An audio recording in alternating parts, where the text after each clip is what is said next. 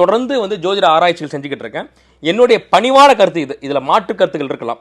இந்த லக்னத்துல சூரியன் உள்ளவங்க, இல்ல சூரியன் அமைப்புல இருக்கிறவங்க, மேஷ ராசி, சிம்ம ராசி, தனுசு ராசி லக்னமும் கூட, இவங்களுக்கெல்லாம் திருப்பதிங்கிற ஸ்தலம் அவ்வளவு வெற்றிகரமான ஸ்தலமாக இல்லை. நான் பர்சனலாகவும் அனுபவிச்சிட்டேன். ஏன்னா எனக்கு மேஷத்துல சூரியன், நான் சூரியன் உச்சம் பெற்ற ஜாதகர். ஸோ என்னுடைய சொந்த அனுபவம். அதே போல் என்னுடைய கிளைண்ட்ஸ் கிட்ட நான் கேட்குறேன், இந்த மாதிரி சூரியன் அமைப்பில் வர்றவங்க கிட்ட கேட்குறேங்க, திருப்பதி போய் ஏதாவது சிரமப்பட்டீங்கன்னா ஆமாம் அப்படின்றாங்க. அப்படியே புலம்ப ஆரம்பிப்பாங்க. அடுத்து ஒரு 10 நிமிஷத்துக்கு கேட்டிருப்பேன். அப்போது நான் ஒரு விஷயத்தை ஆய்வு பண்ணி தெரிஞ்சுக்கிறேன் அப்படின்னா அதை அப்படியே நான் பிரகடனப்படுத்த முடியாது. அதை ஒரு 1000 பேர்கிட்டயாவது நான் கன்ஃபார்ம் பண்ணிக்கிட்டு தான் நான் வெளியில் சொல்கிறேன் கண்ணா.